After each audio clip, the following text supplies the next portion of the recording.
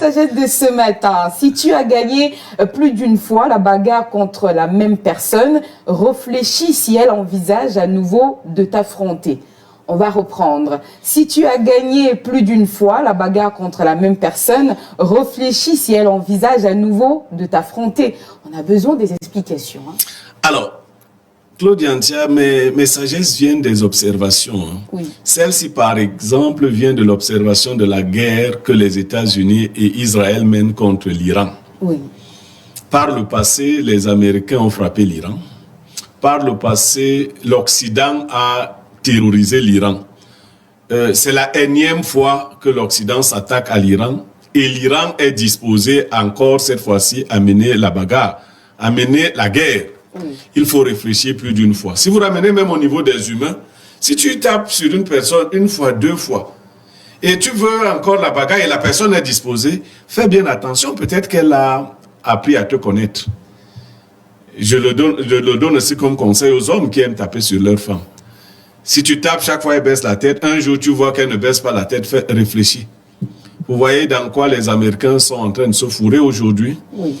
Ils veulent maintenant que la bagarre finisse.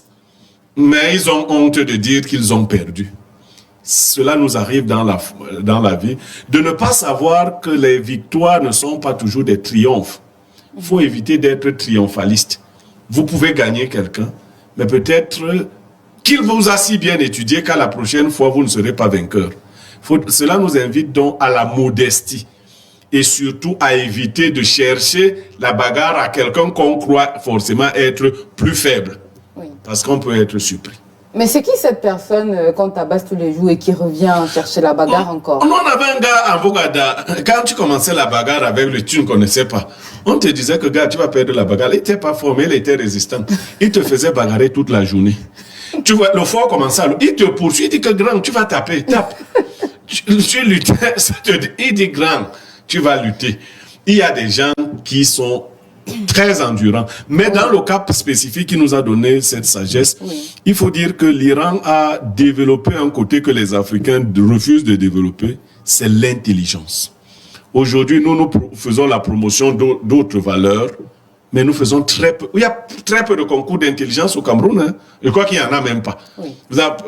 Quand est-ce que vous avez entendu parler la dernière fois de concours de mathématiques, de concours au Cameroun, de primer les élèves? Non, l'Iran a gagné plusieurs fois des prix internationaux et surtout, vous savez quelle est la gente qui fait la force de l'Iran? Les femmes. Plusieurs femmes iraniennes ont gagné de grands prix scientifiques. Oui. Donc, pendant que les Américains se gargarisaient d'être les plus forts, ils nous ont trop enseigné les choses, l'Iran étudiait les faiblesses des Américains. Et elle étudiait. Aujourd'hui, l'Iran est le petit qui torture les grands. D'accord, voilà. C'est compris.